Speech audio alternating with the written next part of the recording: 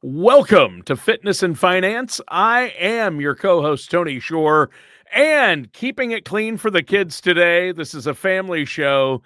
Jeffrey Smith and Jennifer Scherer are here to talk about fitness and finance, not necessarily in that order, usually both at the same time, which is kind of cool. So, Jennifer, let's start with you. How have you been? I noticed you couldn't find any shirt sleeves today either. Usually I it's had just to join Jeff. the trend. Yeah. I decided to just join in. I had a tennis lesson this morning, so I'm still in my tennis gear. Oh yeah, that's Yeah. that's right. That looks like a tennis outfit. I Yeah, like it. yeah. I like it. He had me doing So, all kinds of drills. It was fun. so you play tennis? Did you play pickleball? I have learned to play pickleball during COVID, and that was fun, but I haven't played since. Yeah. What about you? I used to play tennis quite a bit, actually. I love Okay. tennis, but back in the day, when I was a teen. But I have recently learned pickleball. I think that tennis skills help if you're just jumping into pickleball, because a lot of people jump into pickleball and they've never played tennis. Yep. But at the same time, I've heard from people switching back and forth can mess you up. It can. Yeah. Yeah, seriously. The paddle size, because I'm used to tennis, so the paddle size, I always miss the ball by it's a, sometimes I hit it on the end of the paddle or miss it, and I'm like, well, I thought I had the big, right, the whatever we had in high school, the big Wilson head, or whoever made that, the head. Remember that thing? Yeah, remember that the head racket? Pants, no. That thing is like head pants now. All right. Anyway, so I Married an Axe Murderer. Great movie. Well, tennis, that's neat. So you played tennis. You're staying active. Obviously, you're the fitness guru. So that's great. How about you, Jeff? What have you been doing? Yeah, so about the same. I mean, pretty much the same. Wait, you played tennis earlier today? Tomorrow, actually, I played tennis tomorrow morning. Do you ever play together, or is this a separate actually activity? We do. We played doubles not too long ago, and we do play occasionally together, but we don't have an awful lot of time. So we kind of have to schedule stuff out to do it. Yeah. We did kickboxing yesterday. Jennifer is a beast. You're a beast. Man, we kickboxing together. Yeah, we do that. Well, we don't kick each other. We kick the instructor. So it's a challenge. I'm working toward my black belt. Yeah, I'm at my red belt. Close. Wow. I have 2 more belts to go. Hopefully your instructor is not a nice person and is a real jerk, because that way you'll feel better about when you kick a person. If I kicked a person, I would have to really not like them. Right. Yeah. Well, it's part of the process of learning. He has pads. Yeah. And I hope so. Yeah. We'll actually probably have him on the show. Oh, that'd be fun. Yeah. Andrew. I actually had to stop holding for Jeff because his kicks got so hard. Huh. Yeah. He's got a really powerful kick. Yep. You have muscular legs. That's good. Yeah. You can kick. Yeah. I learned, I always loved contact sports. I never did any combat sports, but it really kind of replaces that, that aggressive piece in all of us, at least for me, playing hockey and playing rugby. You need to work out your aggressive energy. That's good. Yeah, I'm a pretty laid back guy, but that competitive piece in me. No, seriously, that's good. I got to feed it. Yeah. Well, my instructor was Miyagi. And then I'm not going anywhere near you. That was Karate Kid. Yeah, Miyagi. Karate. Yeah, karate. I honestly, I think kickboxing is like an empowerment feeling, to be honest. Like, I feel like it helps create a sense of personal strength and capability. Really? And I think you stand taller. Yeah. I really do. I think it improves your posture because you always have to be ready, with your hands up, and you have to move and you have to be, quick and agile. It's a great modality. It is awesome for confidence too. I have to tell you, I equate it to like, how about if I put it in fitness terms, finance terms, like there's so many people that ask me on a daily basis or regular basis, maybe not daily, but regular, should I pay down my mortgage or should I pay off my mortgage? And I'm like, well, if you're, what's your interest rate? And a lot of people still have from the old time, from years ago, they have a 2.5% mortgage rate. And I'm like, why are you in a hurry? You can use that Use put the money, bank's money instead right, of your own, right? put that money away, earn, I mean, you could conservatively get 3% on that money and not take any risk, which would be higher than the mortgage rate. And Yeah. I always tell people the power to pay off your mortgage is just as good as paying it off, right? Because if you pay into it, and you have some tough times, they're not going to send that money back to you. They're not going to say, "Oh, you overpaid for the last 5 years." You have to start a whole refinance, and if you've lost your job or there's a reason that you need that money, it's not going to be easily accessed, right? Especially if you don't have the income to support it. So I always say keep that on the side because it's more powerful to have that. Same thing with kickboxing. If you walk around with confidence, knowing that you can defend yourself if somebody gets in your face, but not have to use it, it's a pretty powerful thing, right? So and you can walk around very confidently. I do anyway. I don't ever want any confrontation. I would feel terrible about getting in something physical, but I know that if it happened, I would definitely be able to defend myself, and I would absolutely do it because I know how to do that now. And that's something that is just as valuable. If you know you can do it and not do it, that's a beautiful thing. Yeah, and I think for the first time in my physical fitness life in kickboxing, I had to lay down. I was that exhausted. Like Wow. it literally, It's a workout. It pushes you way beyond fatigue, and it's into like a level of discomfort and doubt sometimes. Yeah, that's why my plan, instead of doing the whole kickboxing or learning a defense, when I hear somebody yell "sweep the leg," I run. I just run. That is wise. If I hear somebody sweep the leg, then I run. I run away. Running away works. Sometimes. Well, I think that would be really good of an opponent to give you that forewarning. I mean, that's not a wise tactical move. Well, in the movie, they're all yelling from the sideline, "Sweep the leg, sweep the leg." He should have just ran out of the ring at that point because the guy's going to try to sweep his bad leg. His knee's already jacked up. Yeah, he should have known. Love it. Some Karate Kid references today for our listeners. I hope they don't mind.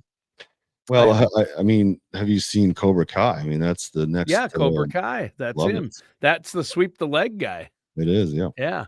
Well, hey, let's focus on reality economics. And Jeff, before the show, you were talking about some things, and we came up with the term reality economics. I think you've come up with something really good here. What do you mean by that? What are we talking about? Like with tariffs and what's going on with the economy? Yeah, I think there's a lot of misinformation always, and everybody knows that there's misinformation. And I think we can get rooted in our thought processes and our own beliefs and really reject what's actually happening, for the sake of our own cause or our own thoughts. And I think it's the detriment, right? So, I mean, your reality, your perception is your reality. And so I want to challenge people to really focus on their situation in particular and how it applies, not somebody else's far off thought process, and apply it to the world as a whole. Because I think when we do that, it's easy to start looking at the negative side of everything. And I can't imagine living in that cycle all the time. When we went through the very, very real inflation period over the last 4 years or 3 years, that hit really, really hard, but we all adapted. We all figured it out. We all got along. We got through it. Even though we had to pay more at the pump, we had to pay ridiculous amounts for food, and even eggs were through the roof. But here we are. We're still here. Yes, we had to pay more, and it was painful. And everybody wanted to throw fingers and blame and all that stuff. But the reality is we made it, and I think that part of that, as a result of that, there were instruments that were implemented with the Fed increasing interest rates. Banks did better. Insurance companies did better. For every action, there's a reaction, right? So, and I really want to take a look at, I saw a meme today on Facebook, which is the reason for this whole thing. And I really need to stop looking at Facebook. That's the bottom line. But I saw a meme that said, I would rather kids get free school lunches and breakfast than the top or the rich people get a permanent tax break of 2%. And I thought to myself, it is so misleading. And it was very frustrating for me, especially as somebody who is in this industry of finance. The reality is that everybody got a permanent tax cut. Everyone. And seniors got a tremendous a big one in the new benefit. bill. Yeah. Yeah. And really it's middle class seniors and not Yes. the wealthy retired. They Right. got the There's biggest a phase out for income. cut. Yeah, the $6,000 per person tax break cut. Yeah, my mom is gonna never not have to pay taxes at all. Deduction. Yeah, I mean, my parents won't pay taxes because of the new standard deduction for those 65 and older. Of course, that one is quote unquote temporary, but so is the permanent. But all the tax brackets went down for everyone. That's what I mean. Yeah. So it's misleading. Yeah. Well, yeah, I think it sets up like an either or choice that isn't true, right? We don't have to choose between kids eating lunch and a tax policy. Both can and often do exist together. Well, sure. Yeah. Exactly. Right. And they should. Yeah. Yeah. School districts, have funding. There are funding for those types of things. Yeah. In different areas. And that's why it's so frustrating to me that you have to look at your own situation in particular. Yep. I'm really tired of the blanket ideas that are negative about everything. Well, here's something that my wife and I get a kick out of doing is we'll watch, especially if there's a breaking political story. We love this, but in general about the economy or about tariffs or about the big, beautiful bill, we will flip from Fox News to CNN and look at what their chirons polarizing piece. Yes. And it's just like they're so slanted far one way or the other. It's like, where is you can't. It's hard sometimes to determine reality because it's not. It's somewhere in between. They're skewing toward their own far isolated audiences, and they've lost the middle, and that's too bad. But you're right. The reality is what you're looking for. So, and you mentioned tariffs as an example, and the economy, right? Yeah. So what are reality economics are? What's the truth for you? Are you doing better now than you were? Have tariffs actually affected you? That's the reality you're talking about. Right. And I haven't been affected by any of it. I mean, that's the thing. I mean, I really haven't experienced any change whatsoever. In fact, I think I pay less. I definitely pay less at the gas station for sure. Our groceries are leveled off and been very manageable. I mean, I think there's a couple things that I want to talk about. I mean, yes, my particular situation has not changed, and probably it's definitely gotten better. I know that things have loosened up. The market's better. The market's been, the market's doing great. Yeah. I mean, we have all-time highs almost every day. I mean, we've had a couple of pullbacks, but minor. In some days have been flat, but we're up higher than we ever have been. There's completely new investment in the country by companies that would never have been here otherwise because of the tariffs. We actually are gaining revenue as a country, which may even lead to lower taxes overall. And yes, a lot of people are pointing to the fact that these companies will have to shift those extra costs to the consumer. But I think it gives us the mentality that we should buy America first anyway. And I think that when we do that, and I think that's the heart behind it, there are going to be somebody in our country that produces a product that is better in quality as well. And I mean, I personally haven't had to deal with that. I don't know. And I'm sure there are people that are affected by it somehow, but we're not buying garbage from China all the time. We're just not. I don't like spending. I don't like overspending in those areas. And but there's something that is important that we talk about. I don't want to just capitalize on this whole conversation, but one of the things that I said early on, and Tony, we've talked about this off camera, and one of the things that was really frustrating to me when inflation was going through the roof, the reason that we did, in good economies, we have that. That's the overheating phase. We have that. That's part of economics in general. Sure. And then you employ these things like high interest rates to try to slow things down. right? And so if inflation goes up, people are supposed to stop spending, right? That's what brings prices down, because supply side and supply side goes up, supply goes up, prices have to come down because demand's not there, right? So it's basic, 101 here. But what happened is, or was, that Americans are stubborn. So if they didn't have the cash flow to pay for it, they took their credit card and they bought nonsense with it. And they said, no, whatever. It's because credit card debt is increased exponentially, they say, more than ever in history. It's worse than it ever has been. And that's because of the inflationary period where people refused to stop living the life that they wanted to live. And they used it as an extension of their income. And now, crap, this comes due and you don't have enough, that monthly minimum is more than you can bear. Right. So that is more of a heart issue. That's not that's not an economic issue. Well, it's going to be. But I mean, that's what I'm saying. The reality is, did you make good choices? Are you making good choices? You want the economy better, spend money. If you want your personal economy to be better, stop spending money. Stop spending money. And that's the bottom line. If you want to be unaffected by tariffs, don't buy stuff that's being tariffed. Well, I think the connection to fitness in this whole thing too is like what I'm hearing is tariffs teach almost like a budget discipline, right? And the same in the fitness world, I always say small changes compound.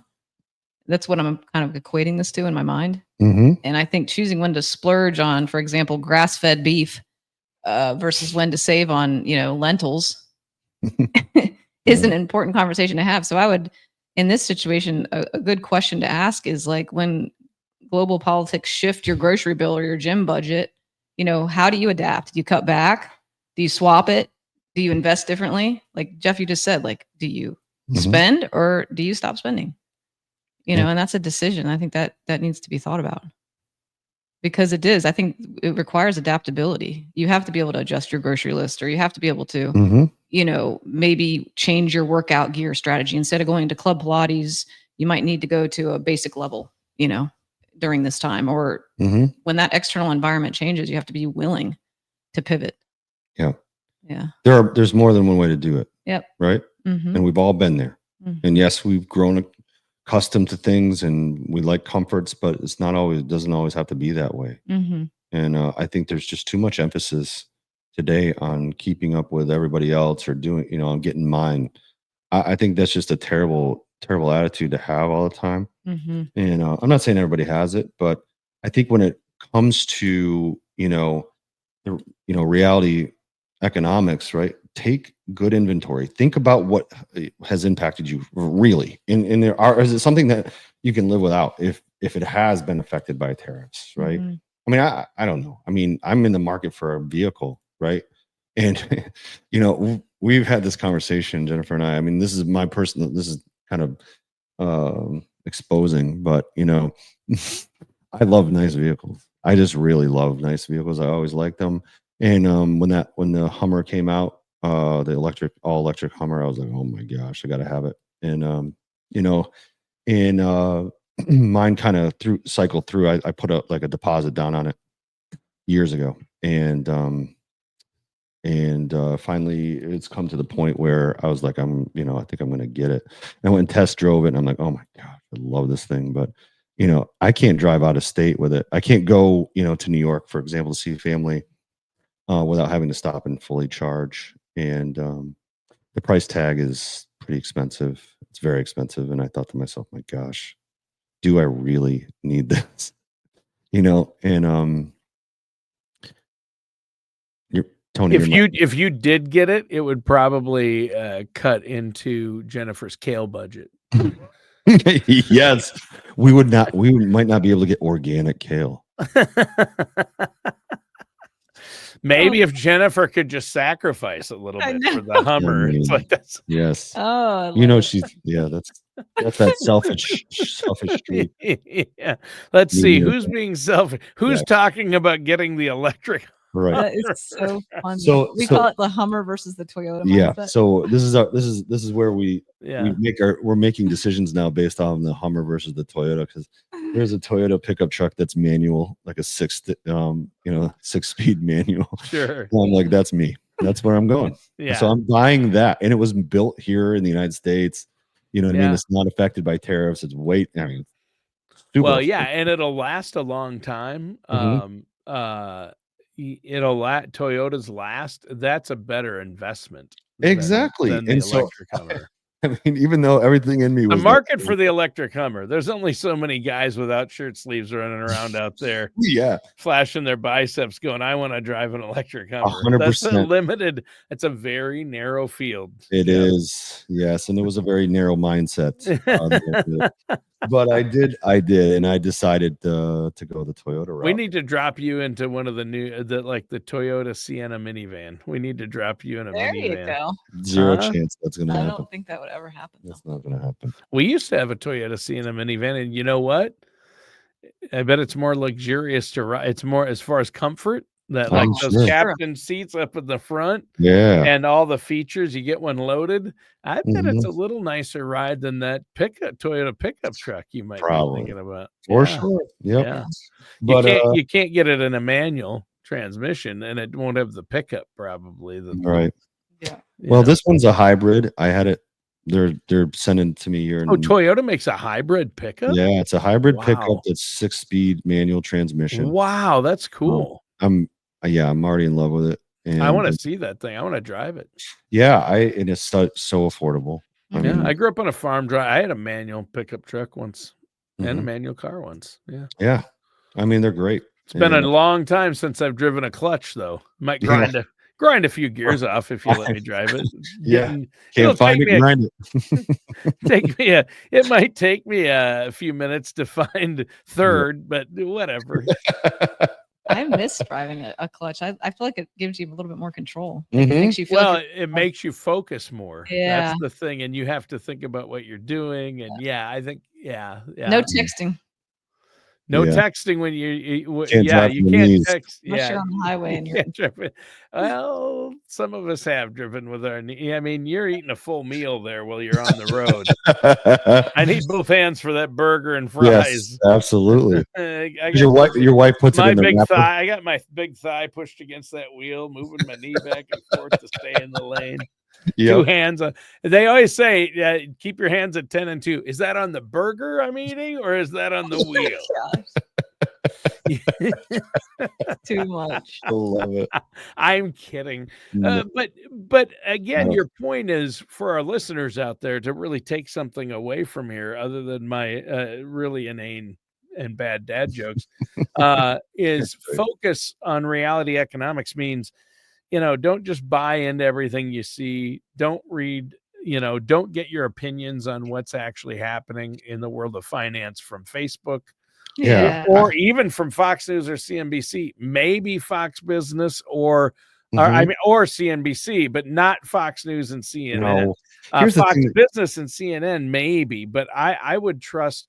I don't know. It's hard to know who to trust, but work with a personal, independent financial Yeah. professional. I mean, I read this stuff and I'm like, who?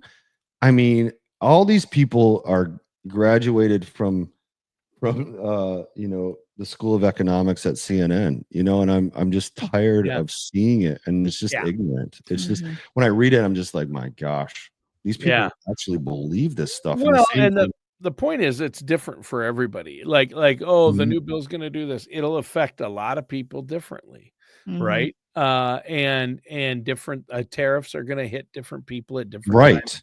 But it all depends on your personal situation. It's really the reality of your personal economics. Right. And there's going to be people that are hurt by it, I'm sure. And that's terrible. No one wants to see that. Sure. But if you're in the middle, you're going to come out okay. You're going to be okay. I think so. And I think that's where most of us lie. That's where we are. And I think for so long the middle's been just abused and just Yeah, ridden, by both parties. by That's both not a parties. political. I just think that Mhm. the middle class and upper middle class have Yep. really carried the tax burden and Yep. carried a lot Small of the business owners. small business owners. I It's mean, tough. you think about it. Remember, Jennifer, back in 2017, and Mhm. even my mom, like, I mean, that tax bill was not fair to anybody. I mean, prior to, I'm not pointing fingers at anybody politically. I'm just saying that that tax bill before the tax cuts, um, that was brutal. I had a decent year, and I mean, I just remember thinking, why push it to get to this level? Because you have to go deep into that next level in order for it to make sense financially. Financially. If I would have, if Because I your would have, profit up to a certain point is just gonna pay for the extra tax, yeah. uh, So burden of that bracket that you bumped up into. I probably would have picked up an extra, a significant amount of money had I just not produced, $20,000 more. Yeah. And I think to myself, my gosh, what's my incentive here? If I can't go way into it, Mhm. and I remember, I mean, Jennifer's gone through some tax cycles that were just doozies. And then, even my mom, who has not made any more money since 2017, she won't pay taxes this year, but in 2017, she paid like $3,500. I mean, Mhm. for her, that's a lot of money. Yeah. That's a big chunk. She's on a That's fixed huge. income. Yeah. And so I think the reality is that it doesn't know politics, right? Money doesn't, it's not discriminating. It is what it is, right? And Right. so I think the point is that we have to, play what we're dealt or Mhm. fold, you know what I mean? Or fold. But complaining about it is never gonna fix it, Yeah, I think memes like that are appealing to emotion. I think they're trying to show the polarization between kids versus the rich, right? But they Yeah. ignore the economics and the logistics. I think the whole point is to polarize in a meme like that. Oh, of It's course. Yeah. yeah, Mhm. it's painting the rich as the villain and the It's just Right. kids the it's just victims. clickbaity, you know? Yeah. Yeah. Yeah, it's, the Robin Hood, Yes, it's Yeah. people need to stop thinking in terms of taking from one group and to give to another, Right. and instead focus on more, sustainable, scalable Right. policy. Yeah. And there's abundance, and you know Mhm. what? If you're that consumed by give your money, Mhm. help others. I mean, that's what we try to do, right? Mhm. You know what I mean? If we've been blessed, Mhm. we do well. Mhm. And you know what? It's important for people who do well to take responsibility and help It is. others. Mhm. It It is. doesn't necessarily mean that the government has to mandate it, you Mhm. know? Take some personal responsibility. Help others. Go to a soup kitchen. Mhm. Donate, find a cause, work it. There are Mhm. so many good people out here that work their tail off as a volunteer, Yeah. and they've done well in life. Some don't. Some don't. They just give their time, you know. But there are ways, if you really are concerned about kids, involve yourself with them. Mhm. Do it. Don't rely on somebody else's decision. That's the whole point. That's the reality of what we're living in is we can step into a good role and help others, and we should. Mhm. That's the right thing to do. It is. But mandating it for everybody to do that, I don't there's some causes that the government pays for that I don't line up with. I don't agree with. I don't want to be a part of. Why should I have to do that? Right? Yeah. I think that when we, I have a heart for the homeless, right? I want to help the homeless. And but maybe somebody else doesn't, you know, Mhm. go find their cause. Mhm. So I think when the reality is that, you know, we all are doing the best we can, I think. Yep. And you buy what you can buy that suits your lifestyle, and you control what you can control. And Mhm. but looking at other people to fix your problems is not going to be the answer. Mhm. Right. You have to take responsibility for yourself, line yourself up with people that actually know, economics, that Mhm. actually Yeah. know what policy is going to do. Mhm. And I've always said this. I always said this with my clients. Whoever's in power, it doesn't matter. There's money to be made in every administration, every political party. As long as we don't go communist or socialist, we're going to be in a situation where whoever is in there, we're going to find a way to invest, um, you know to everybody's advantage. We're going to do things that, look, interest rates are high. We'd be silly not to have some fixed money. Yeah. It's safe, right? Yeah, Take advantage of the safe interest. money where your principal's protected and you can earn a decent interest off it and more Yeah. than keep up with inflation, and yet your Mhm. principal's protected. Or the markets, people get worried about the markets if a certain political party gets in, one or the other, and it doesn't matter. The Right. markets, the different political parties have come and gone, but if you look at the graph for the last 100 years of the market, it just keeps setting record It highs. just keeps going. I mean, and there's some big drops in there in certain points, like 2008, Yep. right? And 2000, 2008, Yep. 2020, Yep. 2022. But the 2011. other years, I mean, wow. And Mhm. after each of those things, wow. Exactly. If you So held in, yeah, if you stay the course, and that's the thing, you need people to not be fear mongering. and Just allow emotional them. because people make decisions about their own personal finances and what the economy is doing based on emotional things, Mhm. Mhm. like the meme or emotions. Take the emotion out of it and look Yeah. at who have a financial professional like yourself, Mhm. Jeff, who does this day in and day out and has for years. Look at where you're at. Give you a second minute. Here's where you're at. Here's your situation. What are your Yes. goals? Mhm. Oh, you're doing great. Well, don't I need to worry about this and this? Or what if this person gets elected? Nope, don't focus on that. Focus on Exactly. what about Yeah. tariffs? Well, say, have they affected you drastically yet? And maybe no one knows, down the road how this is gonna play Sure. out. No one Sure. has a Yeah. crystal ball, but for now, we're good. So, like you I th said, buy American based on what we know, that'll help. I think, Jeff, you can give, perspective because you can offer your clients like a real retirement readiness check in that situation too. Like Mhm. forget, abstract portfolio percentages and Mhm. think more about, can I afford my lifestyle without stress? Yeah. Uh, That's And one of the things that we do eh, most, right? yeah, exactly. I think it's a good opportunity to have those conversations. And also in my world, in the fitness and health world, that's a good opportunity like training for longevity. You don't want to wait until you're 65 to start moving your body. Um, it's a great conversation to have. Well, don't you think, as it relates to fitness, like it's got to be like everybody's got to do keto, and eggs are terrible for you. Yeah. Stay away from eggs. I mean, all along, there's always going to be noise. There's always going to be misdirection, lies, and fitness and Mhm. finance and politics, whatever. Mhm. They're all. You got to cut through the nonsense and say, what is it that is happening to me? Am I, we Mhm. don't want to chicken little this thing. You know what I mean? Because you never really, if you start getting fear and allowing those decisions to happen, you're going to be poor Mhm. quickly and Yeah. out of shape, and the whole works, because you got to pick a lane and you got to go with it. And things are never as bad or as good as they seem, right? Mhm. Ever. It's And true. so you have to have your own reality and say, geez, you know, maybe it's raining outside, but am I wet? I don't think so. Hmm. I'm not wet. I'm inside, Yeah. so Good and point. people would Maybe it's believe. raining outside, but am I wet? No. Yeah. Mhm. Right. Yeah, unless Yeah. you have an indoor pool. You guys have an indoor pool? Because Not as if you far do, I'd like to come over, not as maybe far as even you this afternoon.